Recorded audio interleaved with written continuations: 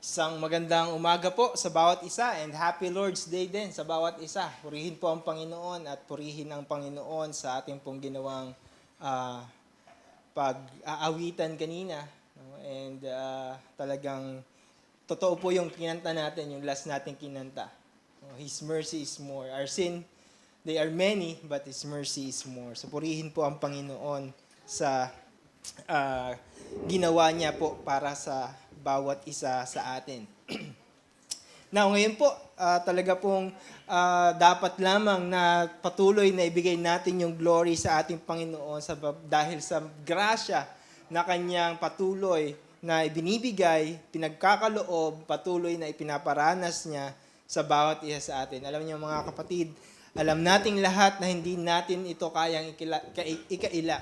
Whether you are a believer or isang taong hindi mananampalataya sa Panginoon, hindi mo kayang itanggi na tayo or ang bawat isa sa atin na itong katotohanan ito na tayo ay nabubuhay at nakadepende sa grasya, sa biyaya, sa habag ng Diyos para sa atin. Tama ba? Amen po ba? No? We are living and depending only sa grace and mercy ng Diyos para sa atin. Dahil, kung hindi dahil doon, I believe talagang wala tayo. Hindi tayo mag-exist sa mundong ito. No? Especially po yung fellowship and yung pong relationship na meron tayo sa ating Diyos ngayon, sa ating Panginoong Hesukristo, na ating pong na-enjoy right now in Christ, ay ang tanging nag-iisang dahilan lamang po kung bakit natin yan nararanasan, kung bakit natin yan na-enjoy is because yan po ay dahil sa kagandahang loob ng Diyos sa atin. Purihin po ang Panginoon and God. And speaking of God's grace, ngayong araw po tayo po ay magsisimula ng panibagong series, no? Dito po sa ating pag-aaral every Sunday. No, and sa panibagong series na ito, ang ating pong pag-uusapan is yung Book of Ephesians. No, meron na po ba kayong idea kung ano po yung Book of Ephesians? No, sana nagkaroon na or nabasa na po natin ito pong aklat na ito. Ito pong Book of Ephesians, makikita po natin sa aklat na ito kung paano po natin naranasan at ipinagkaloob sa atin ng Diyos yung kanyang grasya para po sa bawat isa sa atin upang tayo po ay maligtas, upang tayo ay maging kabahagi or kabilang sa kanyang katawan, which is the church. No? Ito po ay, alam nating lahat, ito po ay walang iba kundi sa pamamagitan ng ating Panginoong Hesukristo lamang at wala na pong iba. Kaya nga po, kung titignan po natin dyan, yung main theme po na pag-uusapan po natin dito po sa ating study, sa buong pag-aaral natin sa aklat na ito, makikita niyo po dyan sa baba, one in Christ, united in the church. So ayan po yung, dyan po iikot yung ating pong pag-aaral sa aklat na ito. Ito po ay merong 6 na chapter, no? Kaya medyo mahaba-haba po yung ating discussion dito po sa aklat na ito. And ngayon nga po, ating pong i-discuss yung pong chapter 1 ng aklat na ito. Pero ang pag-uusapan natin is 2 verse lang. So inaniyahan ko po, I invite everyone to open our Bible in Ephesians chapter 1 verse 1 and 2. So ito po yung opening words ni Paul sa aklat na ito para sa mga taga-Epeso. Kung inyo na po nakita sa inyong mga Biblia, inaaniyahan ko po na tayo tumayo bilang paggalang sa pagbasa ng salita ng Panginoon sa oras na ito. Ephesians chapter 1 verse 1 and 2, sabi diyan, Paul, an apostle of Christ Jesus, by the will of God, to the saints who are in Ephesus, and are faithful in Christ Jesus.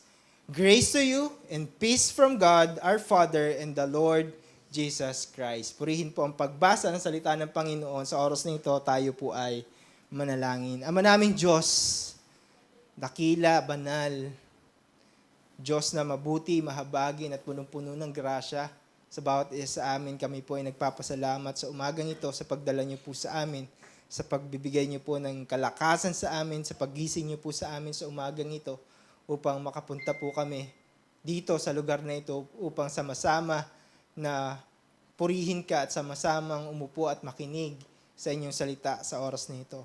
Lord, dalangin ko na sa tulong ng inyong banal na Espiritu ay mangusap ka po sa bawat isa sa amin sa pamagitan po ng inyong salita. Encourage us and rebuke us, Panginoon, kung ito po yung kailangan. Rebuke us with your word, Lord. And I pray, Panginoon, na ito po mga maririnig namin sa inyo, mula sa inyo ay matanim sa aming mga puso at isipan. Itago niyo po ako sa inyong likuran na sa speak, Panginoon. And kayo po yung patuloy na mangusap. Purihin ka. This is our prayer in Jesus' name. Amen. Tayo po ay makakaupo. Now, konting background lamang po muna. No? Kung ating pong titignan, ito pong Book of Ephesians o itong epistle na ito na sinulat po ni Paul ay ito po ay nahahati sa dalawang bagay. No? First 3 chapter po, makikita po natin po yung theological or doctrinal truths no, ng sinabi ni Paul sa mga taga-Ephesians. No, ito po ay punong-puno ng katotohanan patungkol sa doktrina ng ating Diyos, sa turo ng ating Panginoon. Itong pong first 3 chapter nito, makikita natin dito kung paano tayo bilang mga makasalanang tao ay iniligtas ng Panginoon para maging kabahagi doon sa kanyang kaharian. Yun po yung first 3 chapter, and then yung pong next 3 chapter naman, makikita po natin doon is yung practical. No? Makikita po natin doon yung practical, and it focus on our Christian living and behavior. No? Kung paano tayo mabubuhay, since yung first 3 chapter is nagpapakita kung sino tayo, kung paano tayo naligtas. Now, yung pangalawa, yung kasunod na chapter naman, makikita natin kung paano tayo mabubuhay bilang mga iniligtas ng ating Panginoon. And kung papansinin natin, ito rin yung makikita natin doon sa letter ni Paul sa mga taga-Romans and even sa Colossians. No, very similar po yung pattern ni Paul pagdating po dito sa Ephesians, doon sa kanyang sulat sa Romans and Colossians. No, nandoon yung theological side first, and then yung practical application po ng theology, yung doctrinal teaching na itinuro ni Paul sa kanila. At sabi nga po ni MacArthur, this is a letter of encouragement and admonition written to remind believers of their immeasurable blessing in Jesus Christ, and not only to be thankful for those blessings, but also to live in a manner worthy of them. So malinaw po, no? Hindi lang po si Paul, no, yung nag-iisip nito. No, hindi lang po ito basta sinulat ni Pablo nang wala lang.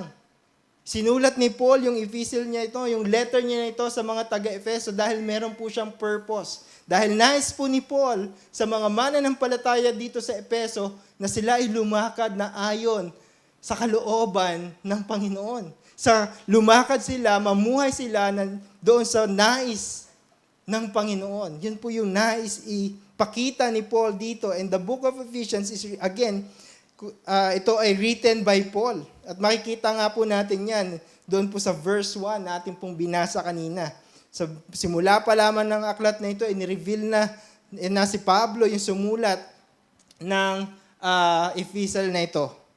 No, at ito ay sinulat ni Paul nung panahon na siya ay nakakulong sa Roma. Siya po ay sinulat niya ito pong letter na ito nung siya ay nakakulong doon sa Roma. Katulad po ng Philippians and Colossians and yung kanyang personal letter sa isang kapatid sa Panginoon na si Philemon.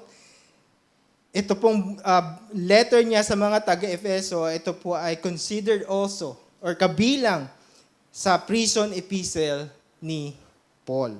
So imagine natin na nakapagsulat pa si Pablo ng ganitong kagandang encouragement sa mga mananampalataya habang nandoon siya sa Roma, nakaupo sa kanyang bilangguan. No? Ganun po sinulat ni Paul ang aklat na ito. And the Church of Ephesians, mga kapatid, are very close sa puso ni Pablo. Sobrang halaga ng mga mananampalataya dito, no? Sa Efeso, sa buhay, sa puso ni Pablo. Napakahalaga nila sa kanila. Bakit? Dahil mahabang panahon po yung ginugol ni Paul para po sa kanila. Mahabang panahon yung ginugol niya upang ibahagi, ituro sa kanila yung katotohanan ng kaligtasan ng ating Panginoong Jesucristo. Sa kabuuan, mga kapatid, 3 taon ang kanyang ginugol para lamang lubos na ipaunawa sa mga tao dito, sa mga mananampalataya dito sa simbahan ng Efeso, kung sino at kung ano ang ginawa ni Kristo para sa kanila. Sabi sa Acts chapter 19 verse 8 to 9, sabi diyan, ito po si Paul, no, sabi diyan, he entered the synagogue and for 3 months spoke boldly, reasoning and persuading them about the kingdom of God.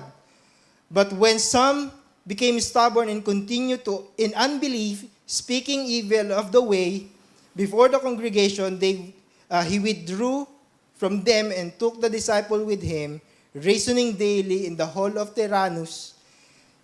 This continued for 2 years, so that all the residents of Asia heard the word of the Lord, both Jews and Greek. So for 2 years, si Paul, pumupunta siya sa mga synagogues.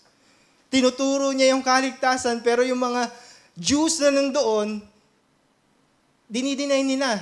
Ayaw nila doon sa turo ni Paul. Kaya sabi dito sa binasa natin, pinili ni Pablo na pumunta na lamang doon sa mga Gentiles.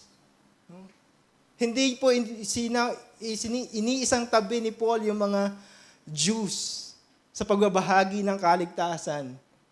Pero dahil sa kanilang katigasan ng ulo, dahil sa katigasan ng kanilang mga puso, binukas ng Panginoon yung daan para kay Pablo, para ituro yung kaligtasan sa ating mga hintil, sa ating mga Gentile. Ito ay ginagawa niya for 2 years, mga kapatid. And kung titignan natin in Acts chapter 20, verse 31, sabi ni Paul, therefore be alert, remembering that for 3 years, for 3 years I did not cease night and day to admonish everyone with tears. So for 3 years, mga kapatid, si Paul, nandoon yung pagkilos niya, paggawa niya, doon sa ministeryo ng Panginoon dito po sa Efeso, para lang mapangalagaan ang simbahang ito. And itong pong chapter 20 na ito po yung time kung saan nag-decide na po si Paul, tinawag siya ng Panginoon na bumalik sa Jerusalem. At kinausap ni Paul dito po sa chapter 20 yung elders ng Ephesus. At ipinagkatiwala ni Paul ito pong mga mananampalataya sa Efeso sa kanila. And sa pamagitan po ng sulat na ito, makikita po natin na binigyan ni Paul ng warning. Ito pong mga elders, ito pong mga mananampalataya.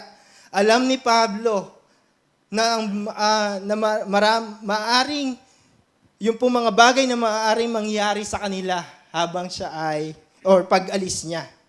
Kaya isinulat niya po ito upang maging isang babala sa posibilidad na pagpasok ng mga mali at balikong katuruan ng Biblia.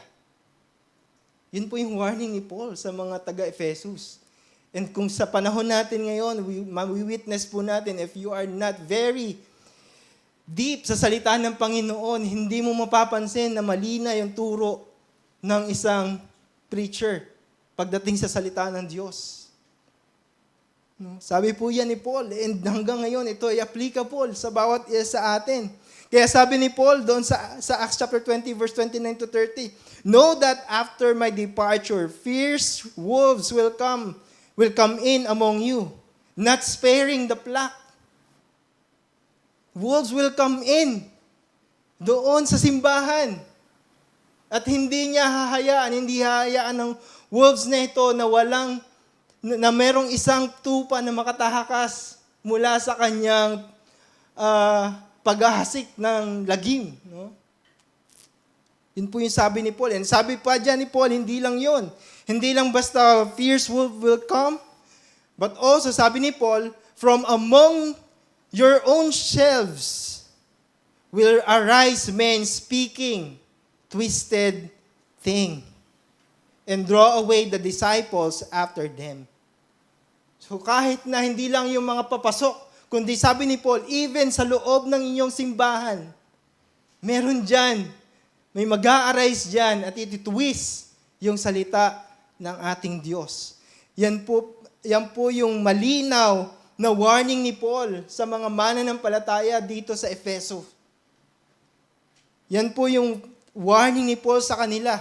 Alam ni Pablo na ang mga bagay na ito ay hindi maiiwasan.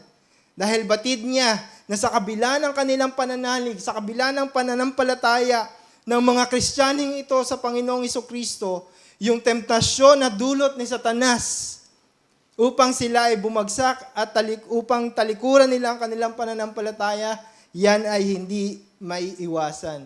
Kaya sabi ni Paul, magpakatibay kayo.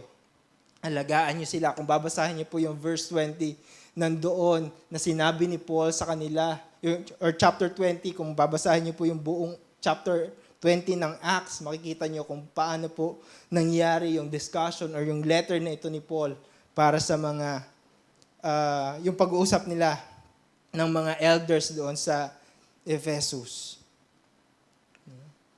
Again, hindi po ito maiiwasan. Alam po ni Pablo yon. At ayaw ni Paul na makita niya or mangyari ito doon sa simbahan, sa mga taong matagal niyang pinag-ukulan ng kanyang panahon para ipaliwanag, ipaunawa sa kanila, ipaintindi sa kanila yung totoong kaligtasan na dulot ng ating Panginoong Hesukristo.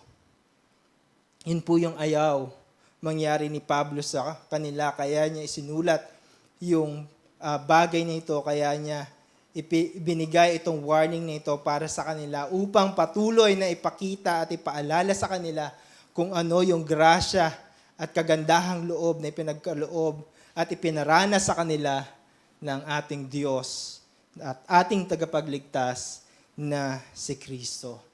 And mga kapatid, and makikita natin ito, yung intention na ito, makikita natin sa sa opening words pa lamang ni Paul na ating i-discuss, pag-uusapan sa oras na ito. In Ephesians chapter 1, verse 1 and 2, again, sabi diyan, Paul, an apostle of Christ Jesus, by the will of God, to the saints who are in Ephesus and are faithful in Christ Jesus, grace to you and peace from God, our Father, and the Lord Jesus Christ. Now, meron pong tatlong bagay na katotohanan tayong makikita or maobserbahan dito po sa opening words or salutation ni Paul para po sa mga mananampalataya dito sa Ephesus. So number 1, unang bagay po na ma-observe natin dyan at gustong ipakita ni Paul at ipaunawa ni Paul sa mga mananampalataya sa Efeso dito sa kanyang opening words niya dito sa kanyang sulat is number 1, in Christ, believers has a new life. In Christ, believer has a new life. So malinaw po yan, makikita natin sa verse. Ito po ay personally na kinaranasan ni Pablo.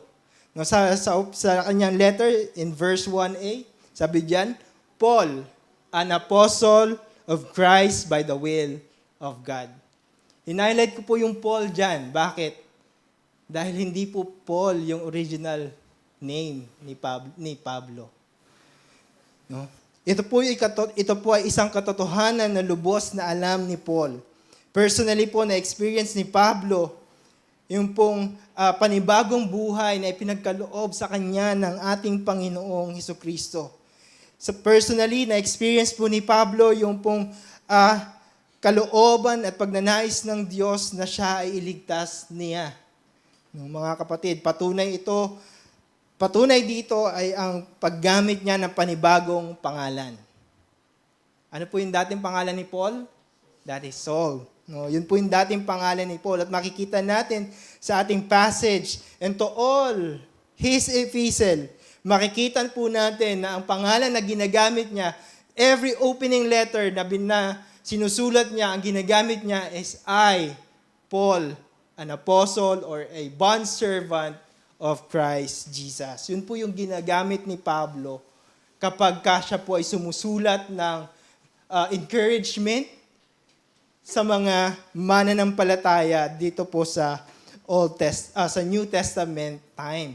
At kung babalikan nga po natin yung buhay ni Paul, which is back then, again, yung famous name niya ay Saul. Isang taong kilala, no? Isang taong kilala sa pagtuligsa at pagtugis sa mga tagasunod ng ating Panginoong Hesukristo. Kaya talagang famous ito pong si Pablo si Saul during his time. Sobrang famous siya. Sobrang kilala si Pablo, hindi dahil siya ay merong mga mabubuting ginawa, kundi siya po ay kilala dahil siya po ay sabi nga doon ay breathing danger sa mga mananampalataya during his time. In fact, nung time na si Stephen po ay binato hanggang sa mamatay, si Paul po ang utak ng bagay na yon. No? Paul was there watching, witnessing yung pong karubaldumal na pagpatay ng mga tao kay Stephen sa pamamagitan ng pagbato. No? Makikita po natin yan. No, doon po sa Book of Acts, no, chapter 7. No, makikita po natin yan doon. And sabi nga po sa Acts chapter 7 verse 58, sabi diyan, after po na gawin nila yun, after nila gawin yung karubaldumal na pagpatay nila kay Stephen, si Stephen po ay isang lingkod, tapat na lingkod ng ating Panginoong Hesukristo. Sabi po sa Acts chapter 7 verse 58, then they cast him out of the city and stoned him. And the witnesses laid down their garments at the feet of a young man named Saul. Ito pong Saul na binabanggit dito, that is Paul before, mga kapatid. And sabi pa in Acts chapter 8 verse 1 to 3, sabi diyan, and Saul approved of his execution. Yung pong execution ni Stephen. And there arose on that day a great persecution against the church in Jerusalem, and they were all scattered throughout the regions of Judea and Samaria except the apostle.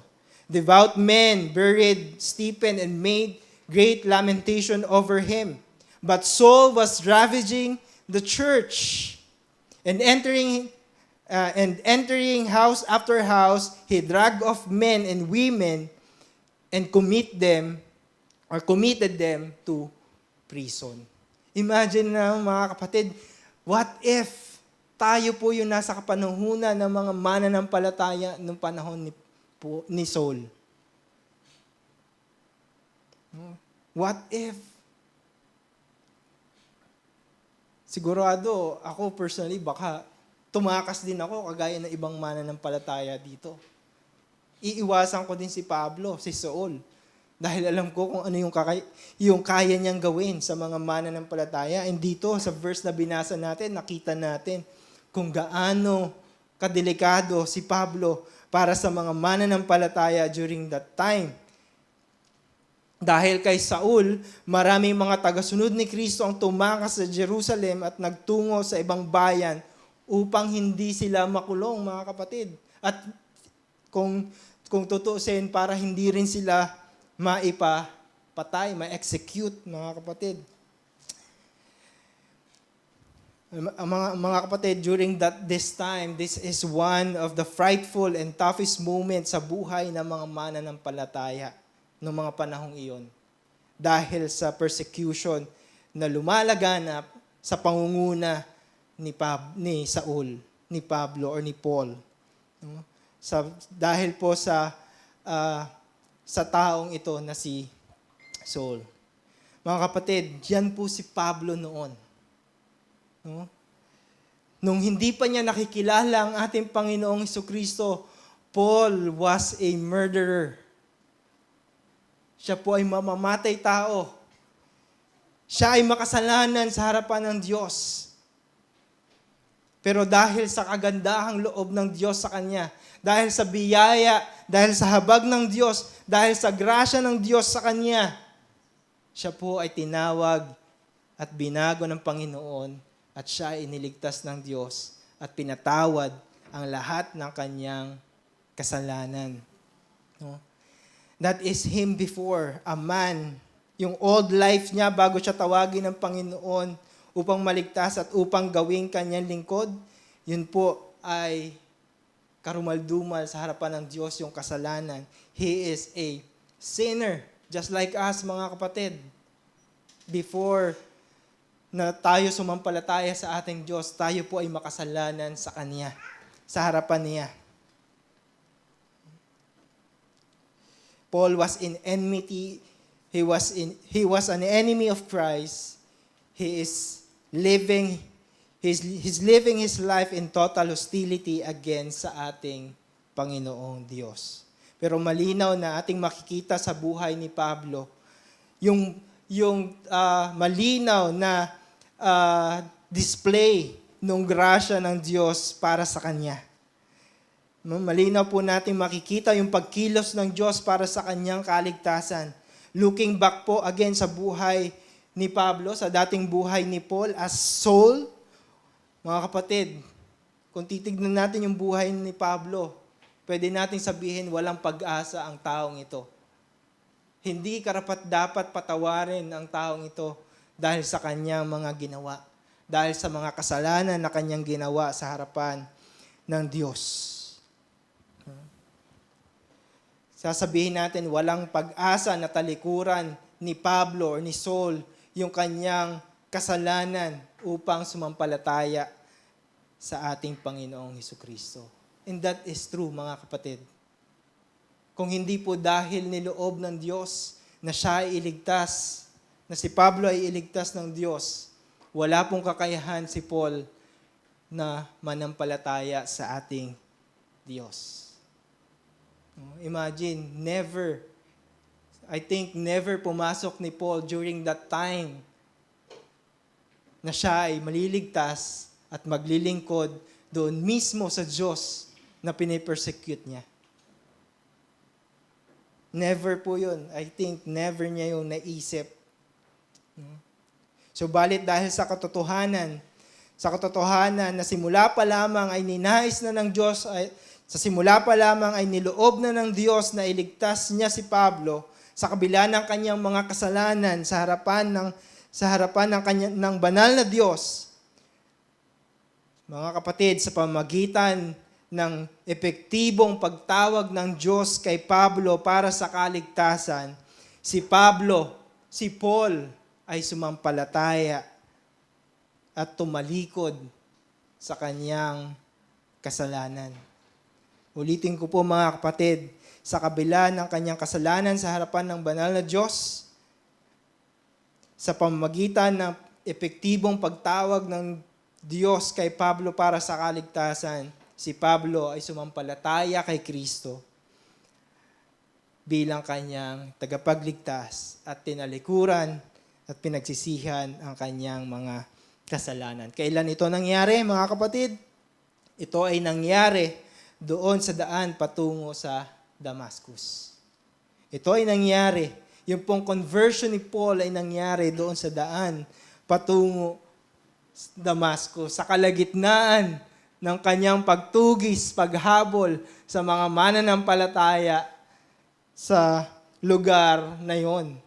Nagpakita sa kanya ang ating Panginoong Hesukristo at doon naranasan niya yung kaligtasan, pagtawag ng ating Diyos para sa kanya. Makikita po natin yan sa Acts chapter 9, yung buong conversion ni Paul. And doon po sa buong conversion ni Paul, makikita po natin doon na talagang salvation is all of God. Salvation is all of God. Hindi po pinili ni Paul na manampalataya kay Christ during that time. It is Christ who revealed Himself to him. At that time, kumilos ang Diyos sa kanya at binigyan siya ng pananampalataya upang manampalataya sa kanya at talikuran ang kanyang kasalanan. And it is the same thing na nangyari po sa bawat isa sa atin. We are not able to see who God is because of our sin, mga kapatid. Wala po tayong kakayahan Sabi po ng salita ng Panginoon, we are dead in our trespasses and sin. Sabi po yan dito, mismo, sa Ephesians. We are dead. So wala po tayong kakayahan hanapin ang ating Panginoon para po tayong iligtas. But it is God who draw us to Christ and give us faith to believe in His perfect work doon sa cross para po sa atin. Yun po yung ginawa ng ating Diyos para sa atin. Before, mga kapatid, before He was a walking threat among all the believers, but now because of the will of God, He became a minister. And anong sabi niyan? Ano sabi po sa ating passage? He became an apostle of Christ. No? He became an apostle of Christ Jesus by the will of God. Being an apostle, mga kapatid, of Christ is a high calling. No? Napakataas pong calling nito nung kapanahunan po nila. At sa panahon natin, wala na pong apostle. We believe as a church that wala na pong apostle ngayon. Dahil ang isang qualification para ikaw ay maging apostol, ay kailangan personally na meet mo si Christ or nakasama mo si Christ. Kaya sa panahon natin ngayon, since si Christ ay nasa langit na, then we believe na wala na, nag-cease na po itong gift na ito. And that's another topic for another Sunday. Pag-usapan po natin yan. But yeah, pero during that time, napakalaking pribilehiyo po yung calling na ito. No? And sabi nga, kung tutuusin, at kung titignan natin sa ating pamantayan, imposibleng maging karapat-dapat si Paul sa tawag na ito, knowing all the bad things na ginawa niya from the past, no? Nung siya ay Saul pa. Kaya, mga kapatid, kung tutuusin, sa Diyos ang lahat ng papuri. No? Sa Diyos ang lahat ng glory dahil tinawag niya si Pablo. Iniligtas niya si Pablo, ang taong ito upang maglingkod sa kanya. Dahil kung hindi dahil sa tapat na paglilingkod ni Paul at pagsunod ni Paul sa Diyos, sa calling niya sa ating Panginoon, ng ating Panginoon sa kanya, I think hindi po maharating sa atin yung pong gospel, yung katotohanan ng kaligtasan ng ating Panginoon. Purihin ang Panginoon dahil ginamit niya itong si Paul or hindi niya po hindi naging pamantayan ng ating Diyos or hindi naging basihan ng ating Diyos yung ating sariling pamantayan. Dahil kung titignan po natin, walang sino man sa atin bilang tao ang magiging karapat-dapat sa kaligtasan or sa tawag na ito ng Diyos para sa atin. Kung yung pong magiging basihan ng calling ng Diyos sa atin is based on what we do and who we are, then lahat po tayo disqualified doon po sa calling na ito ng ating Panginoon. Kaya po ito po mismo yung nais ipaunawa ng Diyos sa bawat isa sa atin. Kaya mapalad po tayo kung naranasan natin yung kaligtasan ng Diyos. Mapalad po tayo kung naranasan natin yung grasya ng Diyos sa atin. Bakit? Dahil kahit na hindi po tayo karapat-dapat sa biyayang iyan, mga kapatid, yan po ay ipinagkaloob sa atin, ipinaranas sa atin ng Panginoon sa pamamagitan ng Kanyang nag-iisang anak na si Kristo. Ipinagkaloob niya yan sa atin sa pamamagitan ng kamatayan, sa pamamagitan ng sakripisyo ng ating Panginoong Jesucristo doon sa krus ng Kalbaryo.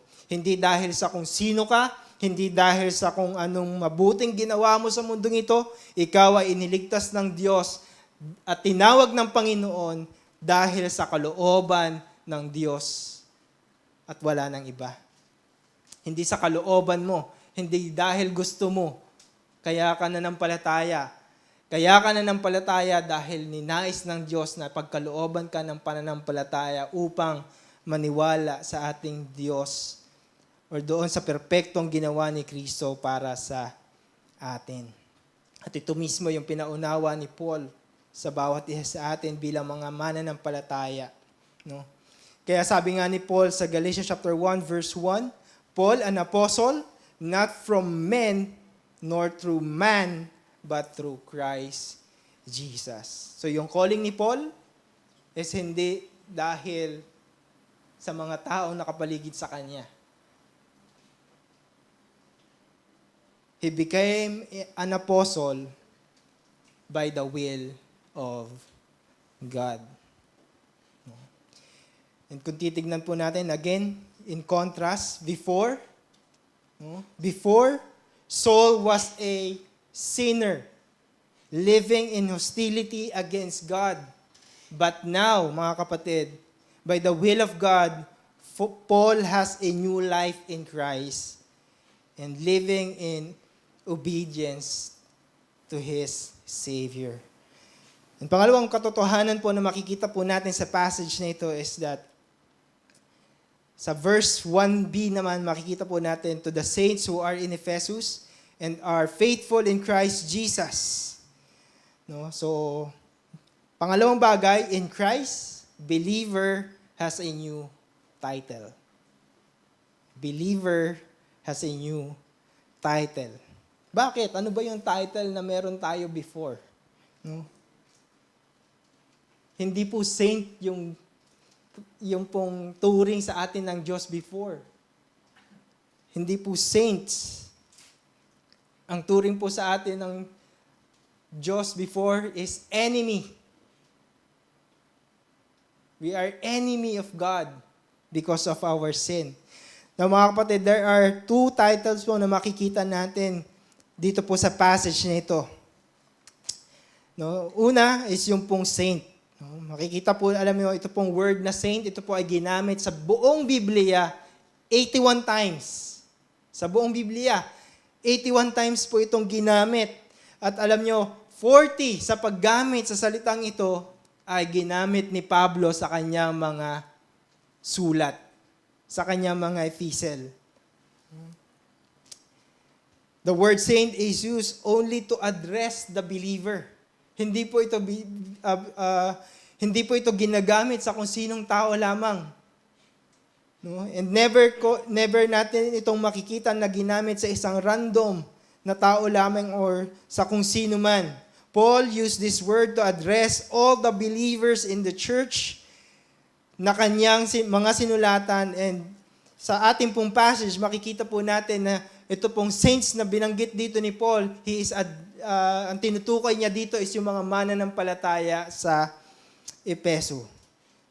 No? This only mean na kung ikaw ay isang mananampalataya kay Kristo, anong tawag sa'yo? You are a saint.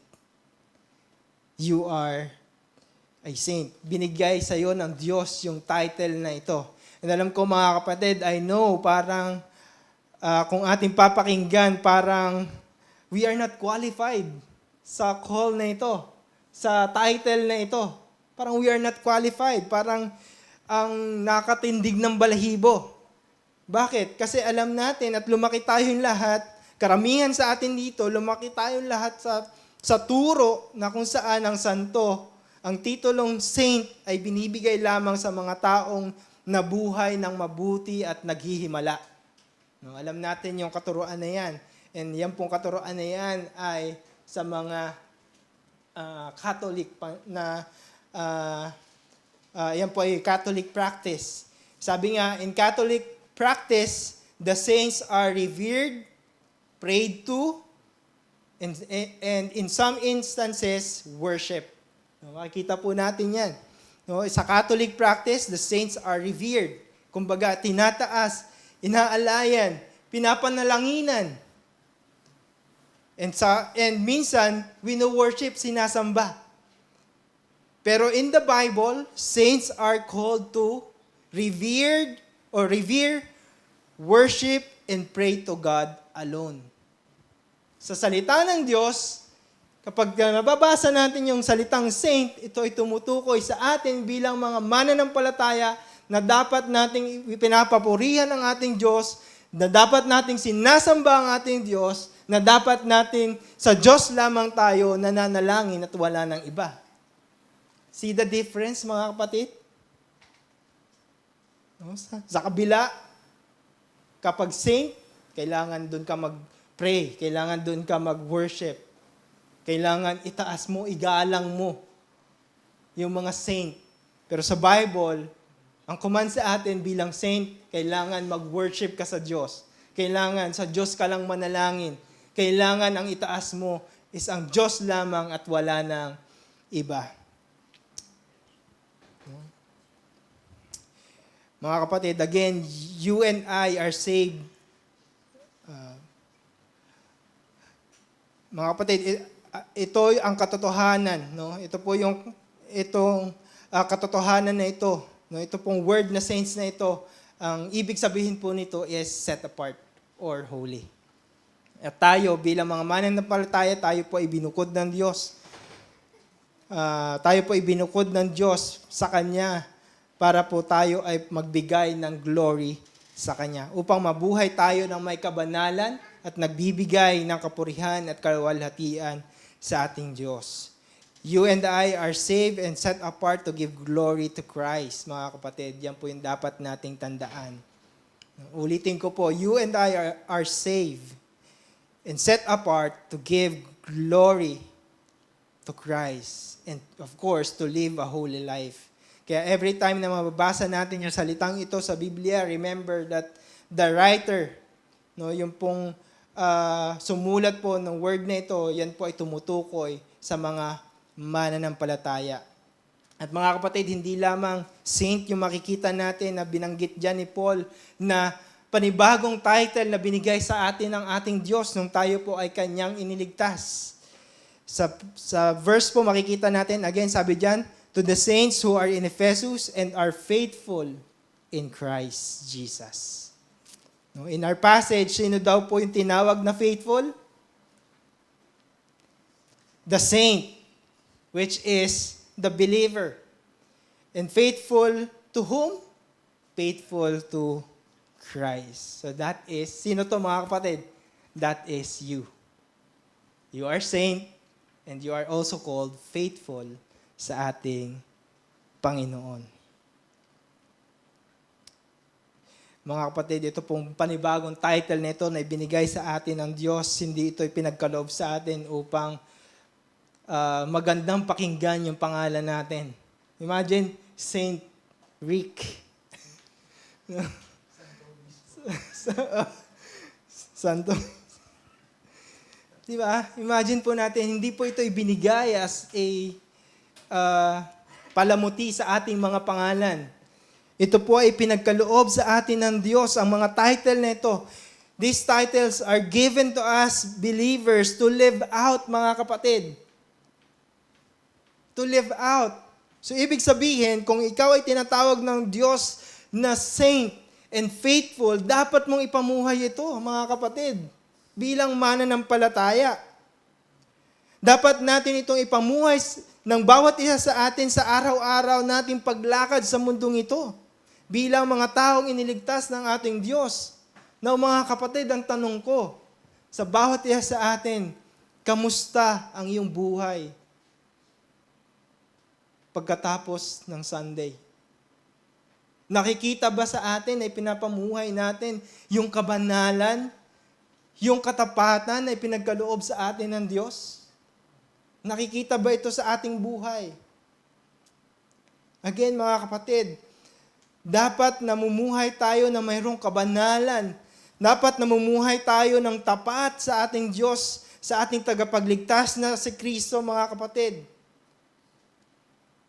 Mga kapatid, being faithful, ito po ay bunga ng ating conversion sa ating Panginoong Hesukristo.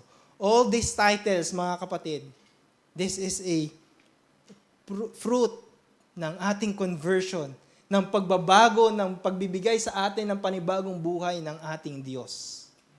So, kailangan natin itong ipamuhay, mga kapatid. Kailangan natin itong i-apply sa ating mga buhay. Kaya mga kapatid, remember ito pong title na ito, hindi po ito basta-basta pinagkakaloob ng Diyos sa kung sino man. Ibinigay ng Diyos ito pong mga title na ito pong panibagong title na ito sa mga taong Kanyang iniligtas lamang. sa mga taong kanyang pinili lamang para sa kanyang sarili. At kung ikaw itong tao na ito na iniligtas ng Diyos, then you are set apart for His glory. You are set apart to live a holy life and to give glory sa ating Panginoon. Before, yung pong title na meron tayo, we are enemy of God and we are in rebellion in Christ, but now we are called saints and faithful in Christ. So once again, mga kapatid, live it out, mga kapatid. Live it out. And thirdly, and last, in Christ, the believer has a guaranteed blessing. Ito po yung isa sa napakagandang ibinigay ng Diyos sa bawat isa sa atin. Sa isang napakagandang kaloob ng Diyos sa bawat isa sa atin. Na bilang mananampalataya, bilang taong na kay Kristo, there is a guaranteed blessing sa bawat isa sa atin. Verse 2, sabi diyan, grace to you and peace from God, our Father, and the Lord Jesus Christ. Mga kapatid, this is a common greeting na binibigay ni Paul sa lahat ng mga mananampalataya na kanyang, sa lahat ng mga mananampalataya na kanyang sinulatan, mga kapatid. And alam natin lahat, grace, mga kapatid, in Greek word, it is charis. No, which means, or grace is God's great kindness and love toward those who are undeserving of His favor but who have placed their faith in Christ Jesus. That is grace. Undeserving favor na nanggaling sa ating Panginoon. And to greet your brother and sister in Christ this way, no, yung pong ginawa ni Pablo is much more than a wish for them. No, hindi yung alam nating lahat na, kapag hindi yung iniisip na sana swertehin ka. No, hindi ganun. Hindi tayo naniniwala sa swerte kasi malas po yun. Ano? Hindi tayo naniniwala daw. No, hindi po ganun. Yung pong way ng pag-greet mo sa kapatid mo ng ganitong bagay, it is an acknowledgement of the divine grace in which we stand and which has made us one and united member in the body of Christ. Ito ay pagkilala na yung taong sinabihan mo nito ay kinikilala mo na siya ay parte ng katawan ng ating Panginoong Hesukristo. Mga kapatid, grace is a fountain of which peace is stream. Yung pong grace, diyan po nagmumula yung kapayapaan na pinagkaloob ng Diyos sa atin. Kaya ito pong grace and peace na to, hindi po natin ito kayang paghiwalayin, mga kapatid. Kung tayo po ay naniniwala sa grasya ng Diyos, then dapat naniniwala din tayo sa kapayapaang dulot nito para sa atin. If we believe in faith, in grace, we believe that we have peace in God and we have peace of God, mga kapatid. Grace is a fountain of which peace is stream. Because now that grace is from God, then we have peace with God and we have peace of God. Peace that which surpasses all understanding. Kaya lubos na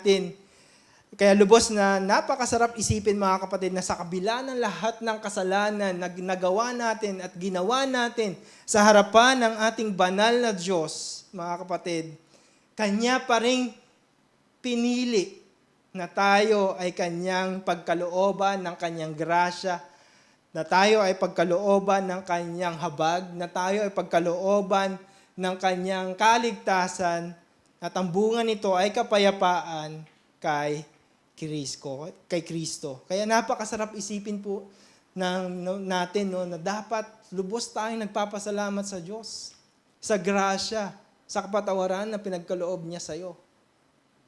Na dahil sa kabila ng iyong kasalanan sa Kanyang harapan, ikaw ay Kanyang pinili at iniligtas. Sana grateful tayo sa Diyos, sa kabutihan niya. dito po sa biyayang ito na ipinagkaloob niya sa bawat isa sa atin. Mga kapatid, kung dati, nung hindi pa tayo sumasampalataya sa Kanya, yung pong meron tayo, yung nasa sa atin is puot at galit ng Diyos, mga kapatid. Nung tayo ay makasalanan pa, before we know Christ and before we believe sa kung anong ginawa ng ating Panginoon, ang tingin ng Diyos, ang turing sa atin ng Diyos ay kaaway, no? Na yung puot at galit ng Diyos, yung tatanggapin natin at mararanasan natin, ngayong tayo ay na kay Kristo na, mga kapatid. Ano po yung binigay ng Diyos? Ano yung biyaya niya sa atin? Ito ay ang kanyang grasya at kapayapaan na kanyang ipinangako sa bawat isa sa atin. Kaya mga kapatid, anuman hamon sa buhay ang ating kaharapin sa araw-araw, tayo ay nakakatiyak na makakasumpong ng grasya at kapayapaan sa ating Diyos dahil siya lamang ang nag-iisang pinagmulan nito at wala ng iba. Again, sabi po sa ating passage, grace to you and peace. Kanino galing? From God, our Father, and our Lord Jesus Christ. Walang ibang source yung pong grace na yan, yung grasya na yan, kundi ang ating Panginoon lamang. Hindi po natin yan matatagpuan sa mundong ito. Hindi po yan kayang ibigay ng kung sino mang tao na kilala natin sa mundong ito. Yung pong kapayapaan na yan, yung grasya na yan, ay ang Diyos lamang, ang tanging may kakayahang magkaloob sa bawat isa sa atin. At bilang bottom line, mga kapatid,